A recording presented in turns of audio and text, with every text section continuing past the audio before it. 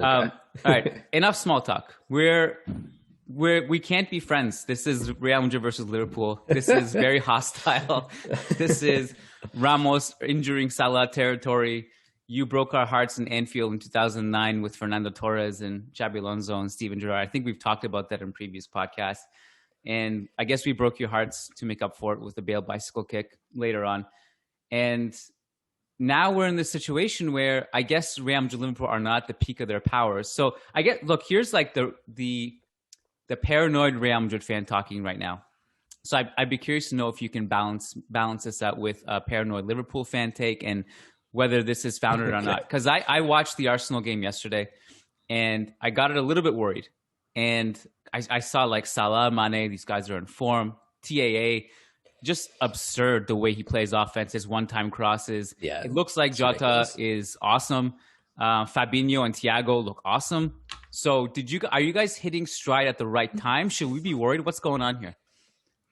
Yeah, I mean, I think it's two things, right? Like if you're a Real Madrid fan who's like not following Liverpool that closely, there's sort of two stories for this season. Obviously, the first is injuries, which I think even if you're not following Liverpool that closely, you are relatively aware. I mean, there's three top center backs are all out for the season. Virgil van Dijk. It's a shame we're not going to get the Van Dijk Ramos battle, which is obviously not how soccer works. They would barely ever be near each other on the field, but maybe on the odd set piece. They're just jostling. Yeah, exactly. Yeah. We've talked about them basically every time I come on the pod, I feel like. So that's a shame. Neither of them will play.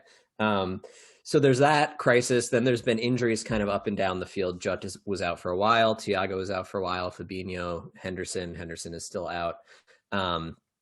So the team just hasn't been full strength at any point this season, other than even in the beginning of the season, Thiago wasn't fit when he arrived. So there's that.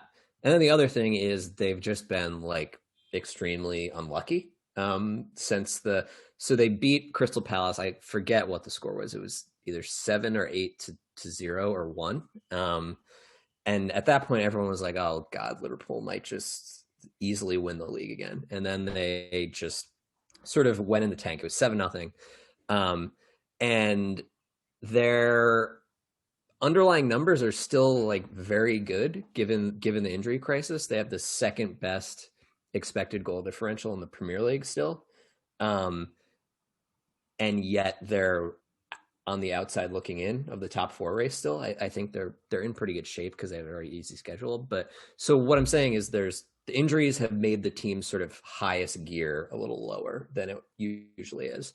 And then on top of that, you get this just kind of opponents are finishing pretty well against them. They're not quite finishing where you would expect them to, issue that led to a sort of succession of pretty bad results that made it seem like the team was worse than they actually are, even with the players they have missing. So that's kind of the state of things. It's super interesting to look at. And like, part of in a way, I actually don't really need you to be here. I was trying to figure out how to finish that sentence. I guess I don't need you to kind of give me the optimistic outlook because plenty of Real Madrid fans, basically since this draw was made, all we've heard from many Real Madrid fans has been like, oh, Liverpool sucked this year, we'll be fine.